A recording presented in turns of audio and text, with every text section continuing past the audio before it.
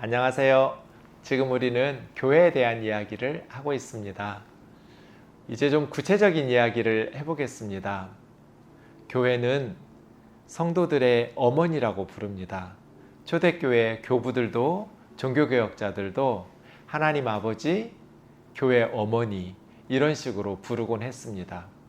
아이들에게 어머니의 역할은 필수적입니다. 어머니가 없이는 아이가 세상에 존재할 수도 없고 어머니가 없으면 아이는 바르게 자라나기도 어렵습니다. 교회가 그렇습니다. 성도들에게 교회는 어머니와 같이 너무나 중요한 역할을 하기 때문에 성경적인 건강한 교회를 만드는 일에 우리가 기도하고 헌신하며 힘을 모아야겠습니다. 오늘부터는 좀 구체적인 이야기를 해보려고 합니다. 먼저는 목회 철학 이야기를 해보겠습니다. 10여 년 전에 신학대학원에 다니는 전도사님들이 저의 목양실에 찾아왔습니다. 수업 중에 선배 목회자를 찾아가서 인터뷰하는 과제를 하기 위해서 모인 것입니다. 여러 가지 질문을 던졌는데 그 중에 하나가 목사님의 목회 철학이 무엇입니까? 라는 것이었습니다. 부끄럽지만 저는 그때까지 저의 목회 철학이 무엇인지 몰랐습니다. 목사님의 목회 철학이 무엇이냐는 질문을 받고 나서 글쎄요, 저의 목회 철학이 뭘까요? 라고 반문했던 기억이 납니다.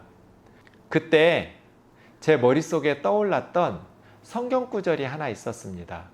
그래서 전도사님들이랑 같이 찾아봤습니다. 골로새서 1장 28절 29절 말씀이었습니다. 그리고 나서 저는 깨달았습니다. 이것이 저의 목회 철학이라고. 여기에서 한 글자도 덧붙이거나 뺄 필요가 없이 그냥 이것이 그대로 나의 목회 철학이라고 대답한 기억이 납니다. 사실 골로새서 1장 28절 29절은 사도 바울의 선교 철학, 목회 철학이라고 할 수 있습니다. 우리가 예수님을 전파하여 예수님을 가르치는 것은 각 사람을 그리스도 안에서 완전한 자로 세우려 함이니 이를 위하여 나도 내 속에서 능력으로 역사하시는 이의 역사하심을 따라서 힘을 다하여 수고한다. 이런 고백이었습니다. 우리가 예수 그리스도를 전파하고 각 사람에게 예수 그리스도를 가르치는 것, 모든 지혜를 총동원해서 한 사람 한 사람 가르치는 것은 각 사람을 그리스도 안에서 완전한 자로 세우려 하는 것이다. 여기서 저는 네 가지 원리를 이야기했습니다. 첫 번째는 각 사람이라는 말이 3번 반복해서 나옵니다. 한 사람 한 사람이라는 뜻이죠. 목회는 한 사람 한 사람을 대상으로 합니다. 각 사람이죠. 세상적으로 보면 많은 성도들이 모이는 교회 목회자가 성공한 것처럼 보이고 작은 수의 성도들이 모이는 교회를 목회하는 목회자는 실패한 것처럼 보일 수도 있습니다. 그러나 주님의 평가는 다릅니다. 세상의 수학과 천국의 수학은 다릅니다. 왜냐하면 목회는 한 사람 한 사람을 상대로 하기 때문에 그렇습니다. 대형교회 목회자라도 각 사람을 예수님의 사랑과 말씀으로 바르게 목회하지 않았다면 실패한 목회자이고요. 작은 교회 목회자일지라도 각 사람을 그리스도 안에서 완전한 자로 세워가면서 예수님의 말씀으로 또 사랑으로 성령 안에서 목회한다면 성공한 목회자일 것입니다. 목회 성공은 세상 사람들의 평가로 말할 수는 없습니다. 나중에 우리가 죽은 후에 천국에 가봐야 그때 판가름이 날 겁니다. 예수님에게 잘했다, 착하고 충성된 종이라고 칭찬받는 목회자는 성공한 목회자이고요. 예수님에게 책망받는 목회자는 아무리 대형교회를 목회했다 할지라도 실패한 목회자일 것입니다.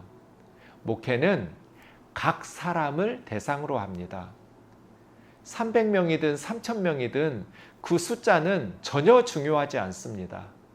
정말 중요한 것은 그 안에 있는 한 사람 한 사람입니다. 각 사람. 이것이 첫 번째 목회 원리이고요. 두 번째는 각 사람을 그리스도 안에서 완전한 자로 세우려 함. 이것이 목회의 목표입니다. 한 사람 한 사람을 그리스도 안에서 완전한 자로 세워가는 것. 그리스도 안에서 완전한 자가 어떤 사람인지 본문에서 말하지 않아서 알 수는 없습니다. 그러나 우리는 예수님이 가장 완전하신 분이라는 것을 알고 있습니다. 어떤 사람도 완전할 수는 없겠죠. 그런데 예수님과 닮으면 닮을수록, 예수님과 비슷해질수록 완전에 가까울 겁니다. 그래서 저는 그리스도 안에서 완전한 자로 세우려 한다라는 것을 그리스도를 닮아가는 사람으로 만들어내는 것, 이렇게 해석합니다. 예수님 닮아가는 사람, 예수님처럼 살아가려고 그리스도 예수의 마음을 품고 살아가려고 노력하는 사람, 그것이 그리스도 안에서 완전한 자로 생각합니다. 구체적으로 말하면 저는 누가복음 2장 52절을 떠올립니다. 예수님의 자라나는 모습 속에 지혜가 자라고 키가 자라고 하나님에게 사랑스러워지고 사람들에게 사랑스러워지는 이 네 가지 영역에서 예수님을 닮아가는 사람이 그리스도 안에서 완전한 자가 되어져 가는 것 아닐까? 저 스스로에게 그리고 우리 교우들에게 그렇게 말하곤 합니다. 지혜가 자라나는 것, 말씀을 통해서 또 세상의 책이나 여러 가지 사물들을 통해서 우리는 계미를 통해서도 부지런함에 대한 지혜를, 겨울을 준비하는 지혜를 배울 수 있잖아요. 세상의 모든 하나님이 만드신 만물들을 통해서 또 책을 통해서 특별히 하나님의 말씀인 성경을 통해서 우리는 지혜가 자라나는 것. 두 번째는 키가 자라는 것이니까 육체적인 건강이겠죠. 이를 위해서도 우리가 편식을 하지 않는다든지 또 해로운 것을 절제하고 금한다든지 부지런하고 규칙적인 생활을 한다든지 우리의 몸이 주님의 성전이기 때문에 우리의 몸도 잘 돌봐야겠죠. 하나님에게 사랑받는 것, 이것은 영적인 영역이겠죠. 하나님 앞에 바르게 예배하고 하나님을 사랑하고 하나님의 사랑을 받고 하나님과의 사랑의 사귐을 발전시켜 나가는 것.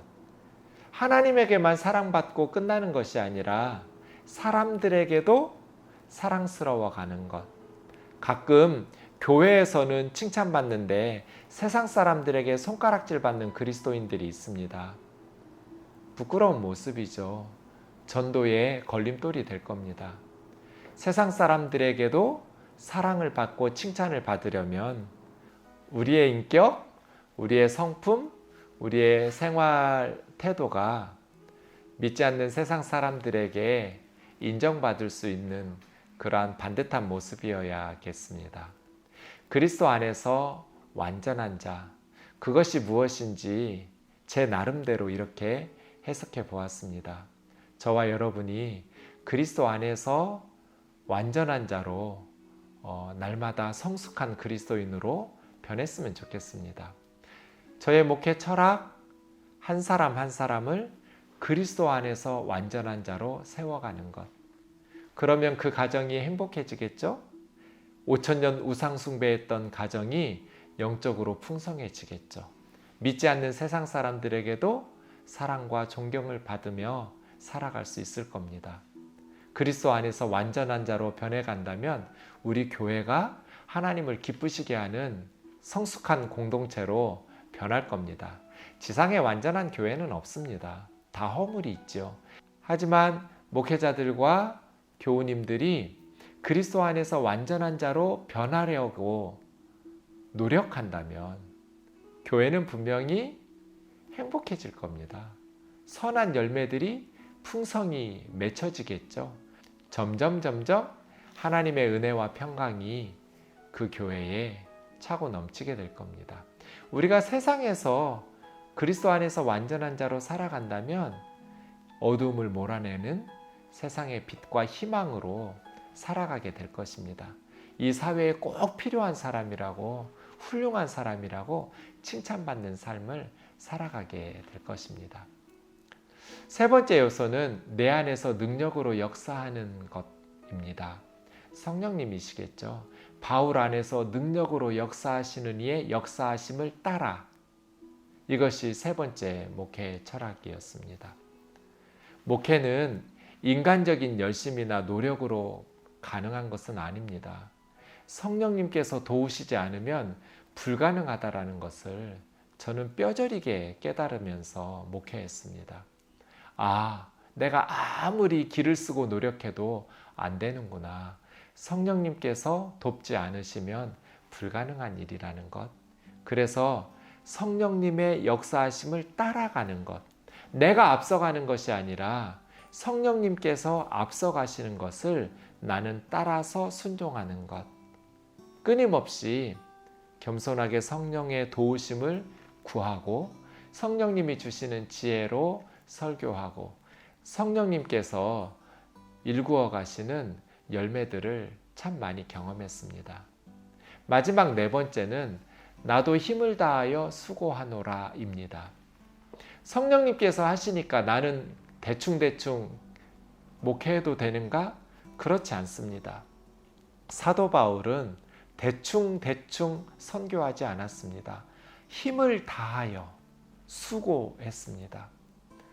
그렇게 목회할 때 성령님께서 우리를 통해서 하나님이 기뻐하시는 의롭고 선한 열매들, 생명의 열매들을 풍성히 맺어갈 수 있겠죠.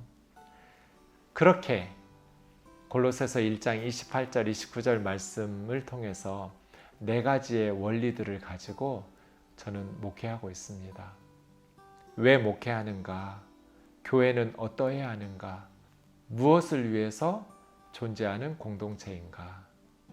우리는 각 사람, 한 사람 한 사람을 위해서, 그리고 각 사람이 모여서 취미 생활하는 곳이 아니라 각 사람을 그리스도 안에서 완전한 자로 세워가기 위해서 모인 공동체. 이를 위해서 두 가지가 필요한데, 우리 안에서 능력으로 역사하시는 성령님의 인도하심, 그리고 그 성령님의 역사하심을 따라서 힘을 다하여 수고하는 성도들. 우리 교회가 이러한 본질적인 사명을 잊어버리지 않고 하나님이 기뻐하시는 교회들로 성숙하게 자라났으면 좋겠습니다. 감사합니다.